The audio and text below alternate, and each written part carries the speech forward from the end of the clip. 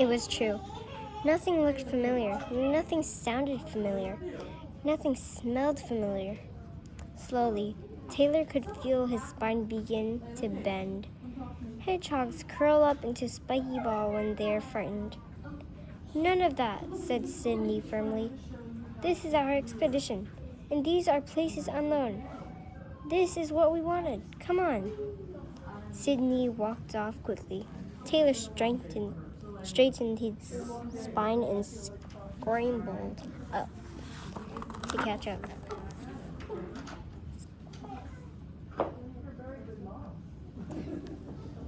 Is this the part of the expedition where we stopped to eat? Asked Taylor a few minutes later. Absolutely, said Sydney. Let's each have a tuna fish sandwich and some cheese, and then we'll be on our way. He sat down expectantly. Taylor looked at Sydney and blinked in the bright sunshine. But you told me not to bring any food. I didn't say any. I said all. Oh, said Taylor. I must have mixed up the two. What have you got in your backpack then? Asked Sydney.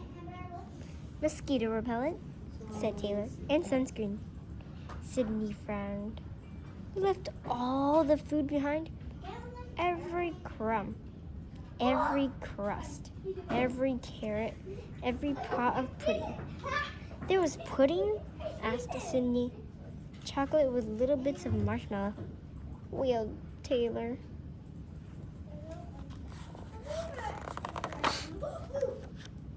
Well, said Sydney after a long pause, we will hunt for our dinner. Hunt? Taylor couldn't remember the last time they had hunted for food. They always rummaged their supper out of Miss Nancy's garbage can. After all, Sydney said cheerfully, this is an expedition. We will hunt like wild animals we are. Yes, said Taylor bravely, shivering with fright. We are wild animals.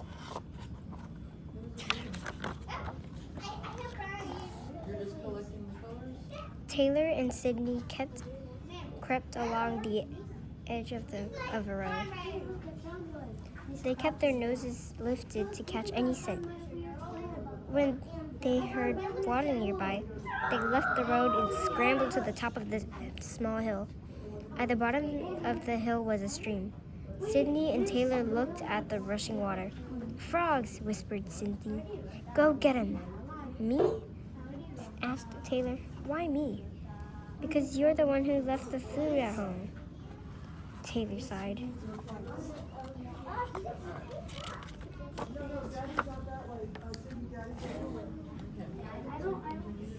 He waddled down the steep slope to the water's edge, where an army of frogs was gathered.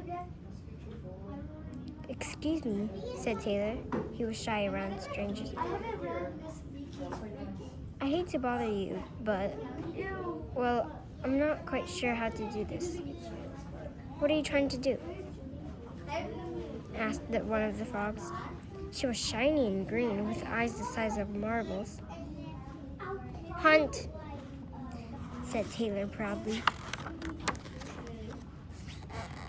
Hunt what? Asked another frog. Well, you, said Taylor, who was very honest hedgehog. The frogs began to laugh. One of them laughed so hard he fell off his rock. If I were you, said one of the frogs, I would worry less about hunting and more about being hunted. She pointed up the hill, and with that, the frogs dove underwater. Taylor looked up the hill.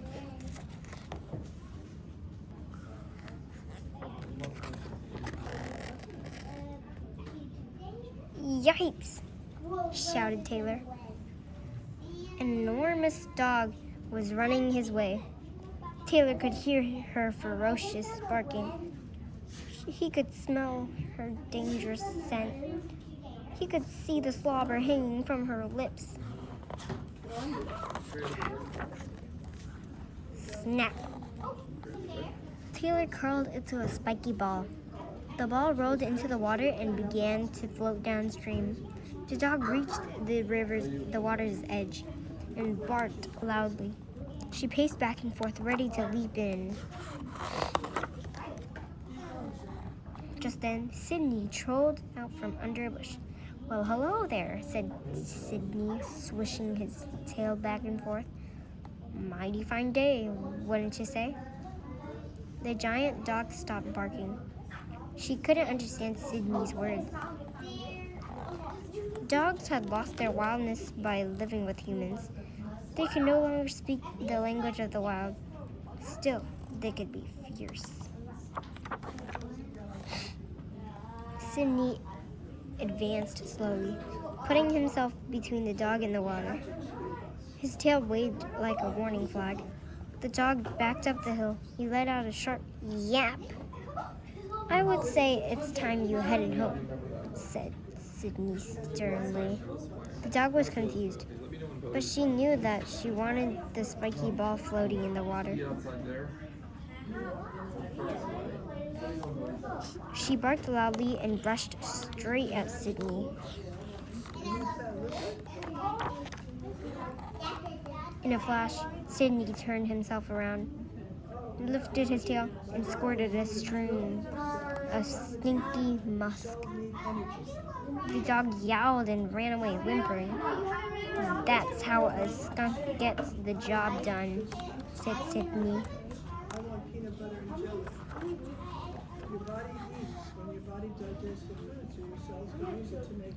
"Hey, Stripe," shouted a frog who had peeped up from underwater to watch the show. "Your friend floated away. Better hurry, or you'll never see him again." Sydney scruffled along the edge of the water as fast as he could. He lifted his nose to catch the familiar scent of his old friend. And there, after a few minutes, he spotted Taylor tangled in the branches of a tree. Sydney pulled the shivering hedgehog out of the water. "Oh, Sydney," wailed Taylor. "I did it again. I curled into a ball. I always do. I say I won't, and then I do." "It's your nature," said Sydney, putting an arm around his friend. "You're a hedgehog, and a frightened hedgehog rolls up in a ball." "I bet you fought off the dog," said Taylor. "I bet you were fierce and wild." "I gave her something to think about," said Sydney. "That's my nature." "We are who we are, Taylor." He patted his friend, then looked around. "In the meantime, we're still lost." As they began to walk back to the road, Taylor lifted his nose and sniffed. "Do you smell it, Sydney?" he asked. "I can't smell anything but me," said Sydney. "I can," shouted Taylor, hurrying toward the road. "I know that smell. It's Miss Nancy. And I know that smell. It's a tuna fish sandwich. It's coming from the car," said Taylor. The two small animals watched from under a bush. "There's a tuna fish sandwich in that car," said Sydney, "and I'm going to eat it."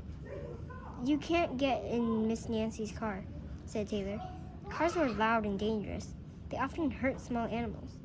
"Oh, yes, I can," said Sydney. "It's an expedition. Plus, I'm really hungry." He began to cross the road. "Yikes," said Taylor, and he hurried to catch up with the brave, hungry friend. Just then, a loud truck came growling and round a bend in the road. It was going very fast. Sydney looked up. Taylor looked up.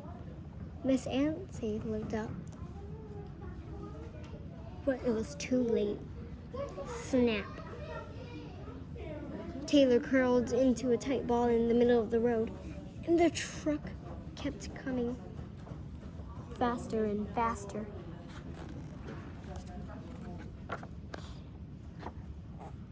Stop. If Sydney had known how to speak the words of humans, he would have shouted that word as loudly as he could. But all he could do was stamp his feet and hiss in the middle of the road. The truck kept coming faster and faster. Sydney stood by his friend.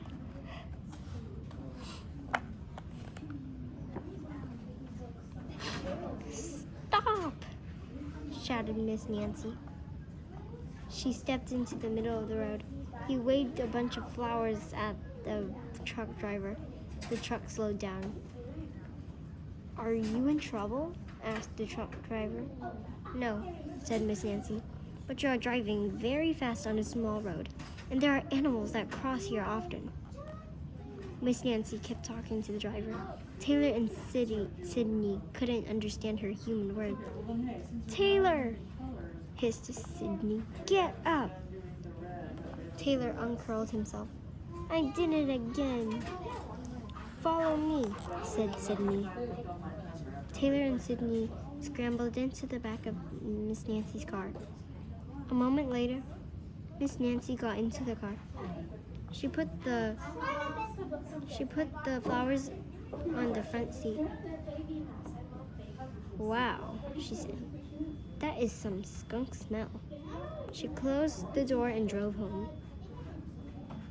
At her house, she left the car door open as she took the flowers inside. Sydney and Taylor scampered into their burrow. Miss Nancy came outside and closed the door.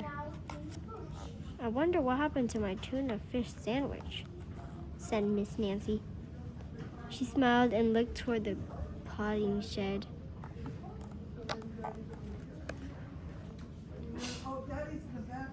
"The best expedition ever," said Sydney, collapsing into his armchair. "Promise me we'll never do it again." "We'll see," said Taylor, returning the map of the whole wild world to the wall. He traced his paw over the path of their journey.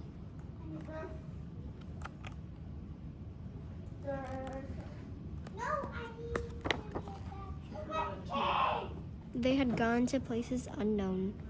They had been wild animals. They had battled ferocious predators. Best of all, they had returned home. "We should write a book about our great adventure," said Taylor, yawning. "We can be authors." "Authors," said Sydney, closing his eyes. "Wouldn't that be something?"